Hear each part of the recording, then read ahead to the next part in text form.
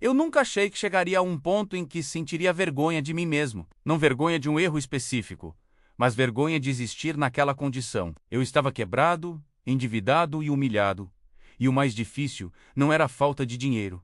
Era a sensação de fracasso constante. Eu evitava encontros, desviava o olhar, fingia estar ocupado para não ter que responder perguntas simples, como, e aí, como estão as coisas? Porque eu não sabia responder sem mentir ou me expor, e naquele momento, qualquer uma das duas opções doía. Houve um tempo em que minha vida parecia normal. Eu tinha um emprego, pagava minhas contas, vivia no automático como todo mundo. Não era rico, mas me sentia seguro. E hoje eu sei que aquela segurança era falsa. Ela me fez relaxar demais, parar de pensar, parar de construir. Eu acreditava que bastava trabalhar, cumprir minhas obrigações e tudo se manteria em ordem. Não mantinha. Bastou um problema, um desvio, uma queda, e tudo desmoronou rápido demais. As dívidas não apareceram de uma vez. Elas chegaram sorrateiras. Um parcelamento aqui, outro ali. Um cartão que eu usava achando que estava tudo sob controle. Pequenas decisões que pareciam inofensivas, mas que foram se acumulando. Eu sempre dizia que no próximo mês eu organizaria tudo. No próximo mês nunca dava. Quando percebi, o salário já não cobria o básico. As faturas começaram a chegar com valores que eu fingia não ver. Vieram os atrasos, depois os juros, depois as cobranças. E junto com elas, veio o medo. O medo muda a gente. Ele te deixa menor, te faz evitar situações simples. Eu passei a ignorar ligações, a desligar o celular, a sentir o coração acelerar com qualquer notificação. Dormir ficou difícil. Acordar era pior. Cada dia começava com uma sensação de peso no peito, como se eu estivesse sempre atrasado para algo que nunca conseguia alcançar. E o pior é que por fora, eu tentava parecer normal. Por dentro, eu estava quebrando. A humilhação não veio apenas das cobranças ou da situação financeira. Ela veio de mim, das promessas que eu não cumpri, dos planos que eu contei para pessoas próximas e nunca executei. Eu me sentia pequeno, incapaz. Olhava no espelho e não reconhecia mais quem estava ali. Eu me perguntava em que momento tudo tinha dado tão errado, mas evitava encarar a resposta. Porque, no fundo, eu sabia que grande parte da culpa era minha. Houve um dia específico em que eu senti que tinha chegado ao fundo. Foi quando precisei pedir dinheiro emprestado e vi no olhar da outra pessoa algo que me marcou profundamente. Não foi raiva, não foi desprezo, foi pena. Naquele instante, eu senti um vazio enorme. Não consegui justificar, não consegui explicar, apenas aceitei. E ali eu percebi que não queria mais ser visto daquele jeito, mas principalmente, não queria mais me ver daquele jeito. Eu tentei soluções rápidas, promessas fáceis, atalhos. Acreditei em ideias milagrosas, em ganhos rápidos, em saídas fáceis, e falhei em todas. Cada tentativa frustrada só reforçava a sensação de incompetência. Mas aos poucos, algo começou a ficar claro. O problema não era apenas dinheiro, era o meu comportamento. Era a forma como eu tomava decisões. Era o padrão que eu repetia sem perceber. Foi nesse período que eu comecei a observar mais e falar menos. Passei a prestar atenção em histórias reais de pessoas que tinham quebrado de verdade. Não discursos bonitos, não frases motivacionais, mas histórias sujas, cheias de erro, vergonha e tentativa. E percebi algo em comum. Em algum momento, essas pessoas pararam de terceirizar a responsabilidade da própria vida. Elas pararam de culpar o mundo, o governo, o azar, os outros assumiram tudo, e isso me assustou, porque significava que, se eu continuasse onde estava, a responsabilidade também era minha.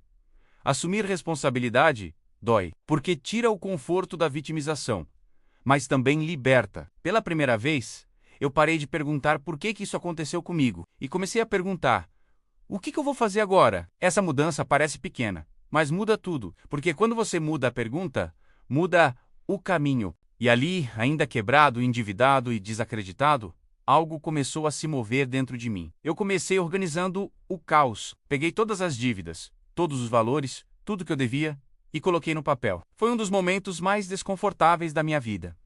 Olhar aqueles números doía. Cada valor representava uma decisão que eu tinha empurrado com a barriga. Mas ao mesmo tempo aquilo trouxe clareza. O problema continuava grande, mas agora tinha forma. E tudo que tem forma pode ser enfrentado. Foi ali que eu percebi que sempre vivi reagindo. Nunca decidindo.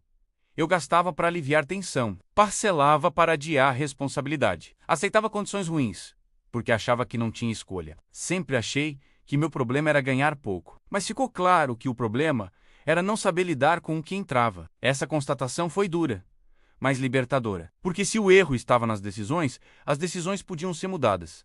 Eu comecei a cortar gastos que antes pareciam intocáveis. Não por moda, não por desafio, mas por necessidade de controle. Cada pequeno ajuste parecia irrelevante, mas somados começaram a mudar minha postura. Eu ainda não tinha dinheiro sobrando, mas já não me sentia totalmente impotente.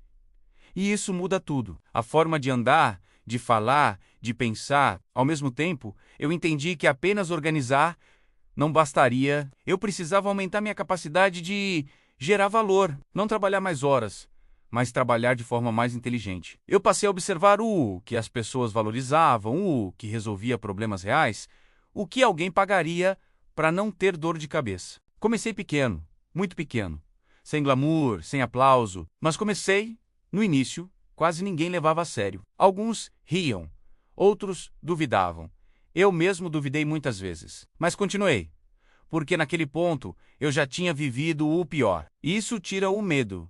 Errar deixou de ser o maior problema. Permanecer igual passou a ser. Os primeiros resultados foram modestos, pequenos ganhos, pequenos avanços.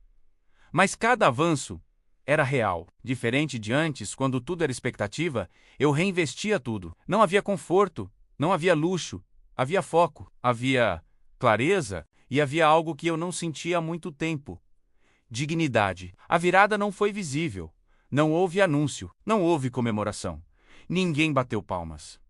A virada aconteceu no silêncio, enquanto ninguém olhava, enquanto ninguém acreditava, enquanto eu ainda parecia o mesmo fracassado de antes, aos olhos de muita gente. Mas por dentro, eu já não era mais o mesmo. Com o tempo, as dívidas começaram a diminuir. Lentamente, cada dívida paga não era só um alívio financeiro. Era um resgate emocional. Eu recuperava pedaços da minha autoestima, recuperava a confiança, recuperava o respeito por mim mesmo. Não foi rápido, não foi fácil, mas foi consistente. Houve recaídas, houve erros, houve dias em que pensei em desistir, em que me perguntei se tudo aquilo fazia sentido. Mas agora eu tinha algo que antes não tinha: consciência. Eu sabia por que estava fazendo aquilo, sabia onde queria chegar. E isso sustenta quando a motivação acaba. Com o passar do tempo, as oportunidades começaram a aparecer. Não porque o mundo ficou mais justo, mas porque eu passei a enxergar melhor. Passei a estar preparado. Passei a dizer não para o que me atrasava, e sim para o que me fazia crescer. Cada decisão começou a ser pensada no longo prazo, não no alívio imediato. Quando o dinheiro começou a aparecer de verdade, quase ninguém percebeu, porque eu não mudei de vida de uma vez. Eu mantive a disciplina, mantive o foco, mantive a memória do fundo do poço viva. Porque esquecer de onde você saiu é perigoso. Hoje, quando olho para trás, vejo que a maior virada da minha vida não foi financeira, foi mental. Eu deixei de ser uma pessoa que reage e me tornei alguém que decide. Deixei de culpar e passei a assumir. Deixei de sobreviver e comecei a construir. Eu ainda lembro da vergonha, das ligações do olhar de pena. E eu não esqueço, porque aquilo me ensinou algo que dinheiro nenhum ensina. Quem não muda por dentro, volta para o fundo na primeira crise. A história que as pessoas veem hoje é o resultado, mas a virada real aconteceu quando ninguém estava olhando. Quando eu estava quebrado, endividado e humilhado, foi ali que eu parei de perder, mesmo sem ainda estar ganhando. E se tem algo que eu aprendi com tudo isso, é que ninguém muda quando está confortável. A mudança começa quando o desconforto fica insuportável. E às vezes, a maior derrota da vida é também o começo da maior virada.